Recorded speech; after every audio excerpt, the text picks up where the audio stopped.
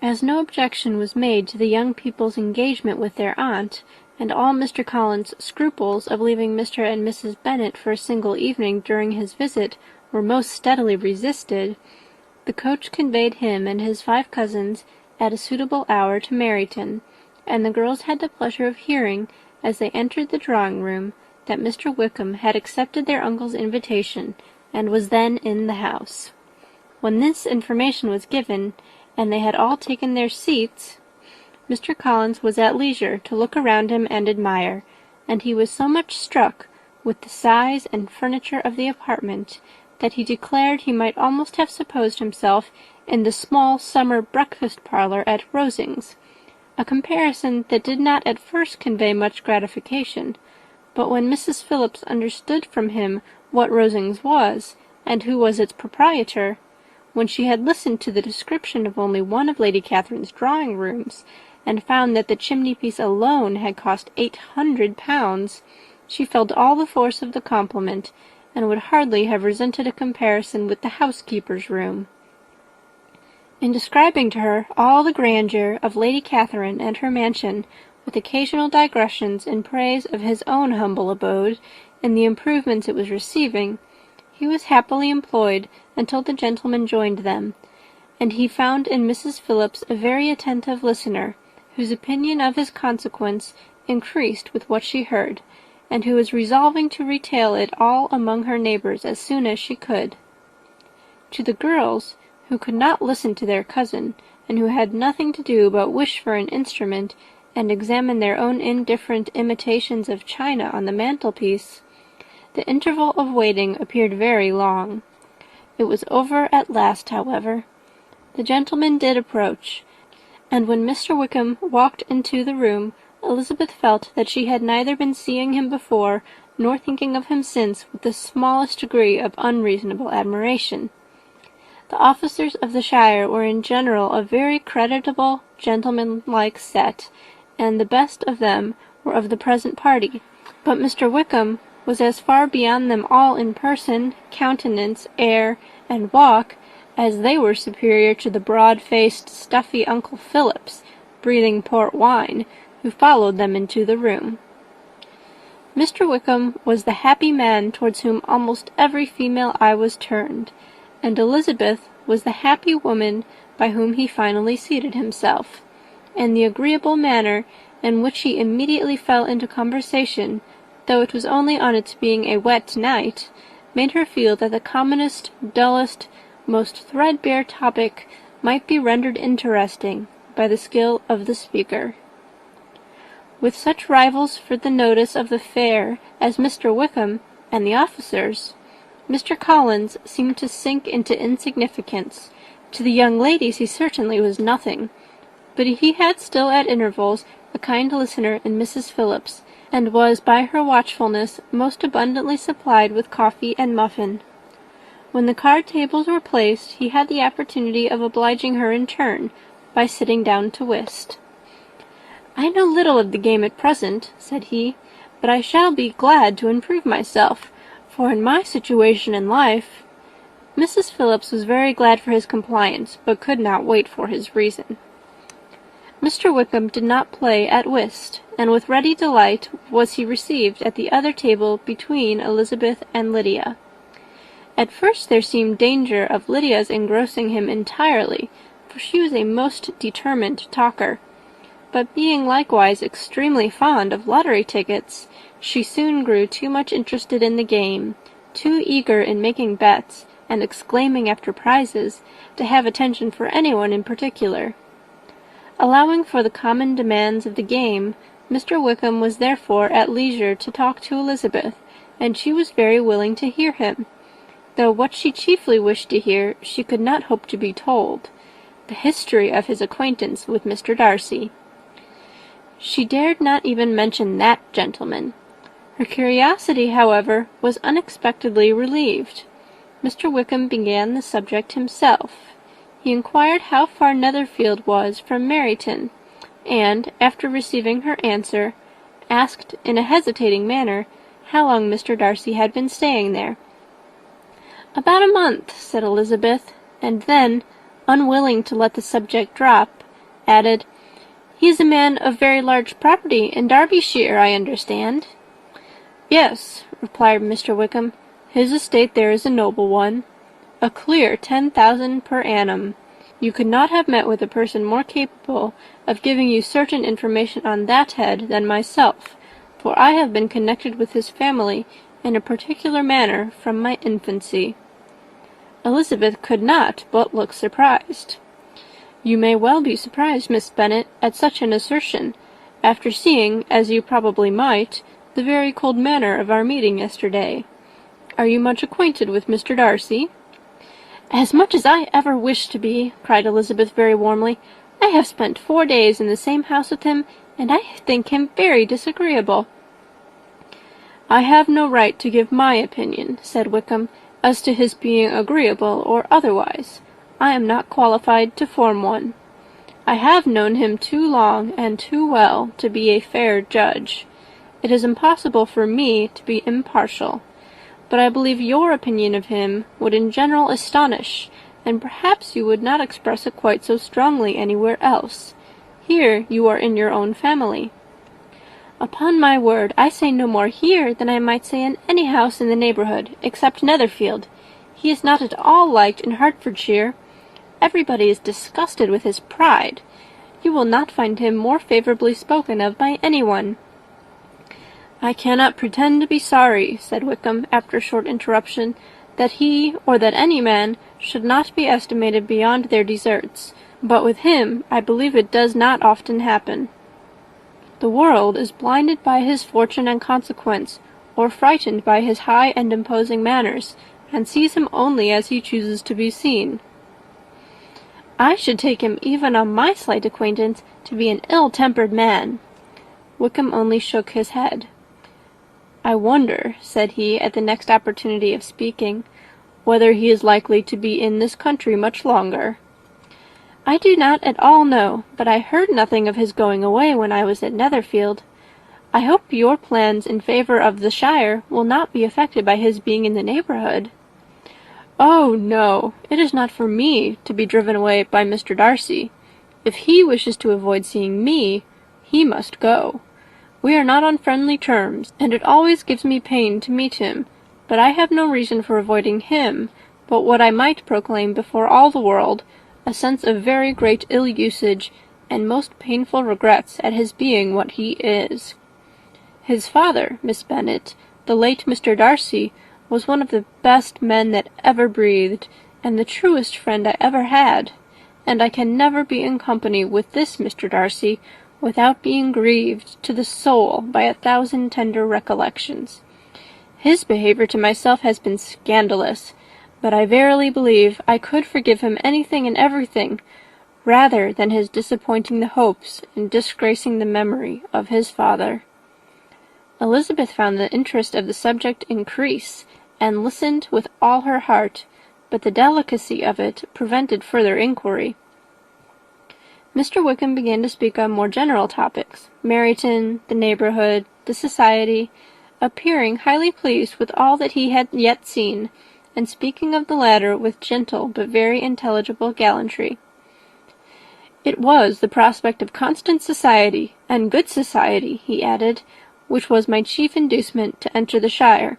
I knew it to be a most respectable, agreeable corps, and my friend Denny tempted me further by his account of their present quarters, and the very great attentions and excellent acquaintances Meryton had procured them. Society, I own, is necessary to me. I have been a disappointed man, and my spirits will not bear solitude. I must have employment and society. A military life is not what I was intended for, but circumstances have now made it eligible. The church ought to have been my profession. I was brought up for the church, and I should at this time have been in possession of a most valuable living, had it pleased the gentleman we were speaking of just now." "Indeed!"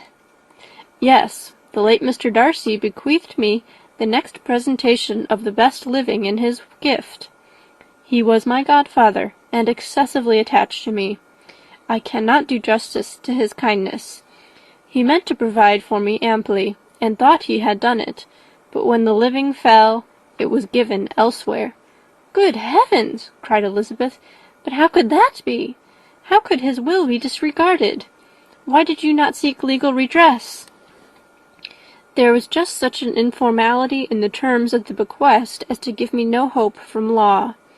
A man of honour could not have doubted the intention, but Mr. Darcy chose to doubt it, or to treat it as a merely conditional recommendation, and to assert that I had forfeited all claim to it by extravagance, imprudence, in short, anything or nothing. Certain it is that the living became vacant 2 years ago, exactly as I was of an age to hold it, and that it was given to another man. And no less certain is it that I cannot accuse myself of having really done anything to deserve to lose it. I have a warm, unguarded temper, and I may have spoken my opinion of him and to him too freely. I can recall nothing worse, but the fact is that we are very different sort of men, and that he hates me." "This is quite shocking. He deserves to be publicly disgraced." "Some time or other he will be, but it shall not be by me. Till I can forget his father, I can never defy or expose him." Elizabeth honoured him for such feelings, and thought him handsomer than ever as he expressed them. "But what," she said after a pause, "could have been his motive? What could have induced him to behave so cruelly?" "A thorough, determined dislike of me, a dislike which I cannot but attribute in some measure to jealousy. Had the late Mr. Darcy liked me less, his son might have borne with me better. But his father's uncommon attachment to me irritated him, I believe, very early in life. He had not a temper to bear the sort of competition in which we stood, the sort of preference which was often given me. I had not thought Mr. Darcy so bad as this, though I have never liked him. I had not thought so very ill of him. I had supposed him to be despising his fellow creatures in general, but did not suspect him of descending to such malicious revenge, such injustice, such inhumanity as this." After a few minutes' reflection, however, she continued, "I do remember his boasting one day at Netherfield of the implacability of his resentments, of his having an unforgiving temper. His disposition must be dreadful." "I will not trust myself on this subject," replied Wickham. "I can hardly be just to him." Elizabeth was again deep in thought, and after a time exclaimed, "To treat in such a manner the godson, the friend, the favourite of his father!" She could have added, "A young man, too, like you, whose very countenance may vouch for your being amiable." But she contented herself with, "And one, too, who had probably been his companion from childhood, connected together, as I think you said, in the closest manner. We were born in the same parish, within the same park, the greatest part of our youth was passed together, inmates of the same house, sharing the same amusements, objects of the same parental care. My father began life in the profession which your uncle, Mr. Phillips, appears to do so much credit to, but he gave up everything to be of use to the late Mr. Darcy, and devoted all his time to the care of the Pemberley property. He was most highly esteemed by Mr. Darcy, a most intimate confidential friend. Mr. Darcy often acknowledged himself to be under the greatest obligations to my father's active superintendence, and when, immediately before my father's death, Mr. Darcy gave him a voluntary promise of providing for me, I am convinced that he felt it to be as much a debt of gratitude to him as of his affection to myself." "How strange!" cried Elizabeth. "How abominable! I wonder that the very pride of this Mr. Darcy has not made him just to you, if from no better motive, that he should not have been too proud to be dishonest, for dishonesty I must call it." "It is wonderful," replied Wickham, "for almost all his actions may be traced to pride, and pride had often been his best friend. It has connected him nearer with virtue than with any other feeling, but we are none of us consistent, and in his behaviour to me there were stronger impulses even than pride." "Can such abominable pride as his have ever done him good?" "Yes, it has often led him." to be liberal and generous, to give his money freely, to display hospitality, to assist his tenants, and to relieve the poor. Family pride and filial pride, for he is very proud of what his father was, have done this. Not to appear to disgrace the family, to degenerate from the popular qualities, or lose the influence of the Pemberley house, is a powerful motive. He has also brotherly pride, which, with some brotherly affection, makes him a very kind and careful guardian of his sister, and you will hear him generally cried up as the most attentive and best of brothers. What sort of girl is Miss Darcy? He shook his head. I wish I could call her amiable. It gives me pain to speak ill of a Darcy, but she is too much like her brother, very, very proud. As a child she was affectionate and pleasing, and extremely fond of me, and I have devoted hours and hours to her amusement, but she is nothing to me now. She is a handsome girl, about 15 or 16, and, I understand, highly accomplished. Since her father's death her home has been London, where a lady lives with her and superintends her education. After many pauses and many trials of other subjects, Elizabeth could not help reverting once more to the first, and saying, I am astonished at his intimacy with Mr. Bingley. How can Mr. Bingley, who seems good humour itself, and is, I really believe, truly amiable, be in friendship with such a man? How can they suit each other? Do you know Mr. Bingley? Not at all. He is a sweet-tempered, amiable, charming man. He cannot know what Mr. Darcy is. Probably not, but Mr. Darcy can please where he chooses. He does not want abilities. He can be a conversable companion, if he thinks it worth his while. Among those who are at all his equals in consequence, he is a very different man from what he is to the less prosperous. His pride never deserts him, but with the rich he is liberal-minded, just, sincere, rational, honourable, and perhaps agreeable, allowing something for fortune and figure. The whist party soon afterwards breaking up, the players gathered round the other table, and Mr. Collins took his station between his cousin Elizabeth and Mrs. Phillips. The usual inquiries as to his success was made by the latter. It had not been very great. He had lost every point, but when Mrs. Phillips began to express her concern thereupon, he assured her with much earnest gravity that it was not of the least importance, that he considered the money as a mere trifle, and begged that she would not make herself uneasy. I know very well, madam, said he, that when persons sit down to a card-table, they must take their chances of these things, and happily I am not in such circumstances as to make 5 shillings any object. There are undoubtedly many who could not say the same, but thanks to Lady Catherine de Bourgh, I am removed far beyond the necessity of regarding little matters. Mr. Wickham's attention was caught, and after observing Mr. Collins for a few moments, he asked Elizabeth in a low voice whether her relation was very intimately acquainted with the family of de Bourgh. Lady Catherine de Bourgh, she replied, has very lately given him a living. I hardly know how Mr. Collins was first introduced to her notice, but he certainly has not known her long. You know, of course, that Lady Catherine de Bourgh and Lady Anne Darcy were sisters, consequently that she is aunt to the present Mr. Darcy. No, indeed, I did not. I knew nothing at all of Lady Catherine's connections. I never heard of her existence till the day before yesterday.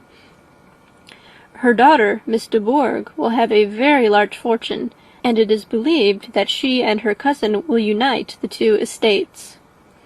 This information made Elizabeth smile, as she thought of poor Miss Bingley.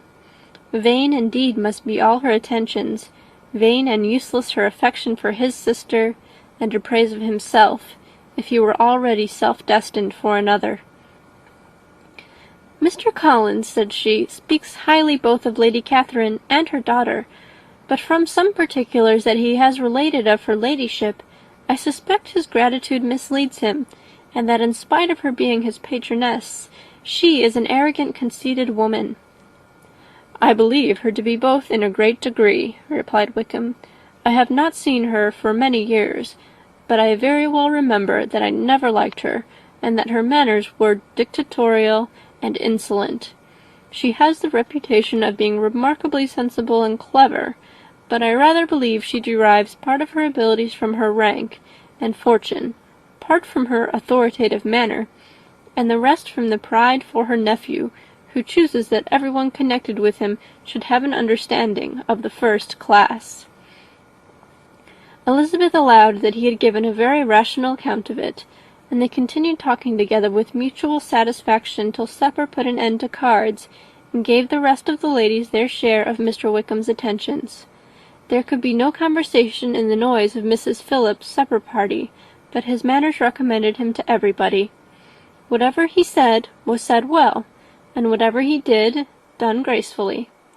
Elizabeth went away with her head full of him. She could think of nothing but of Mr. Wickham, and of what he had told her, all the way home.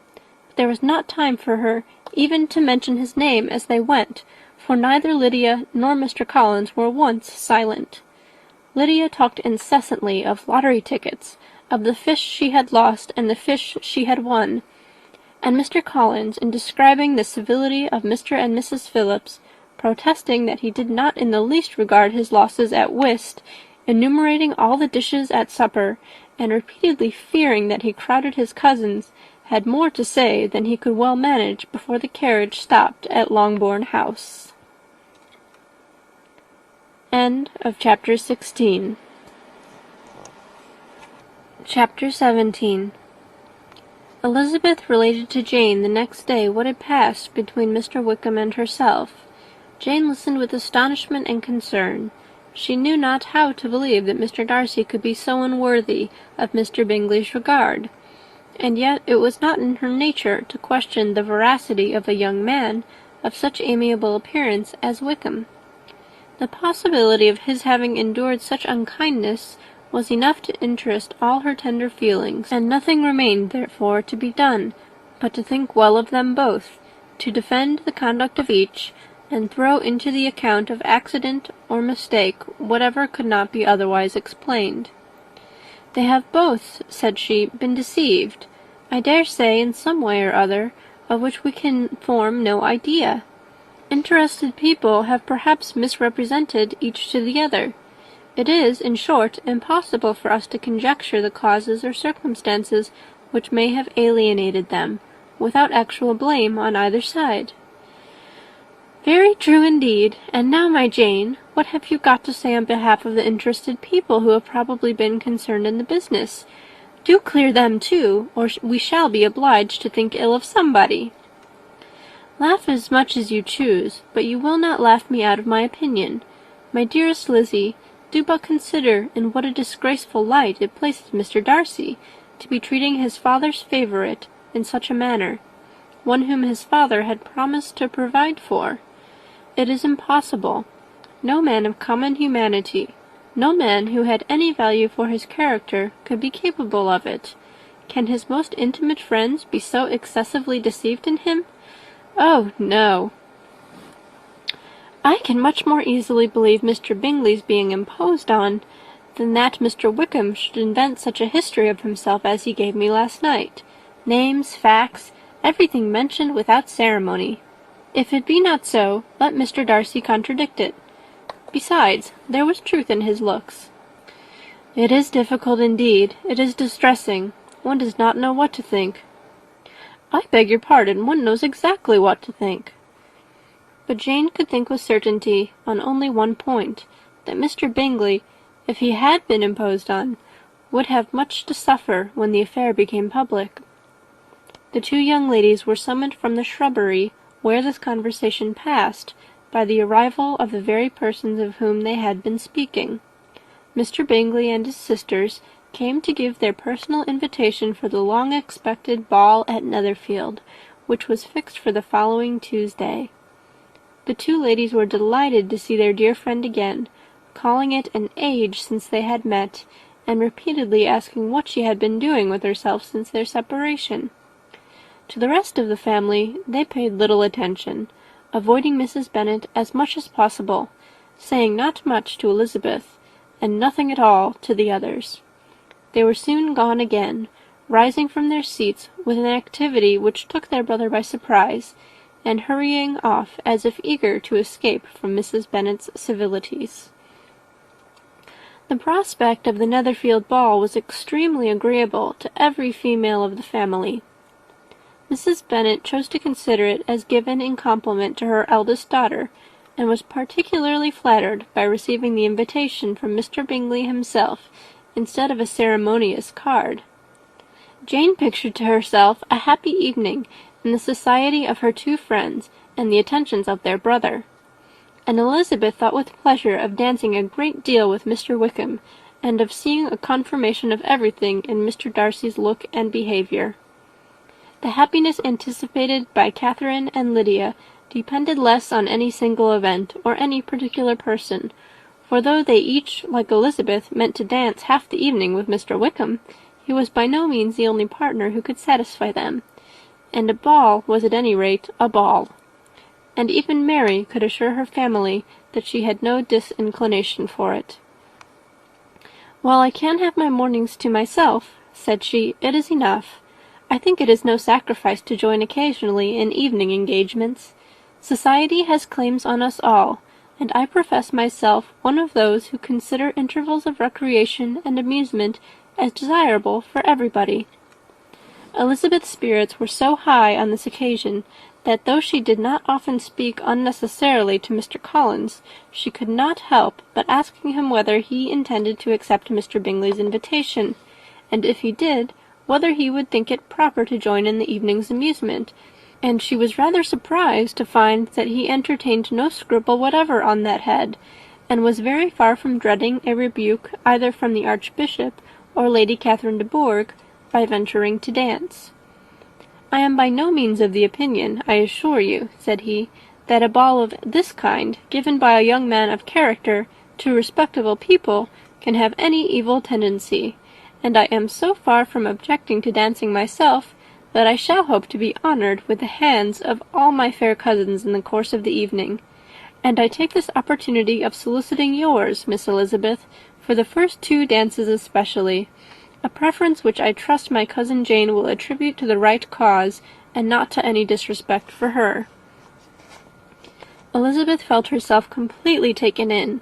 She had fully proposed being engaged by Mr. Wickham for those very dances, and to have Mr. Collins instead, her liveliness had never been worse timed. There was no help for it, however. Mr. Wickham's happiness and her own were perforce delayed a little longer, and Mr. Collins' proposal accepted with as good a grace as she could. She was not the better pleased with his gallantry from the idea it suggested of something more. It now first struck her that she was selected from among her sisters as worthy of being mistress of Hunsford Parsonage, and of assisting to form a quadrille table at Rosings, in the absence of more eligible visitors. The idea soon reached to conviction, as she observed his increasing civilities toward herself, and heard his frequent attempt at a compliment on her wit and vivacity. And though more astonished than gratified herself by this effect of her charms, it was not long before her mother gave her to understand that the probability of their marriage was extremely agreeable to her. Elizabeth, however, did not choose to take the hint, being well aware that a serious dispute must be the consequence of any reply. Mr. Collins might never make the offer, and till he did, it was useless to quarrel about him. If there had not been a Netherfield ball to prepare for and talk of, the younger Miss Bennets would have been in a very pitiable state at this time, for from the day of the invitation to the day of the ball there was such a succession of rain as prevented their walking to Meryton once. No aunt, no officers, no news could be sought after. The very shoe roses for Netherfield were got by proxy. Even Elizabeth might have found some trial of her patience in weather which totally suspended the improvement of her acquaintance with Mr. Wickham, and nothing less than a dance on Tuesday could have made such a Friday, Saturday, Sunday, and Monday endurable to Kitty and Lydia. End of chapter 17.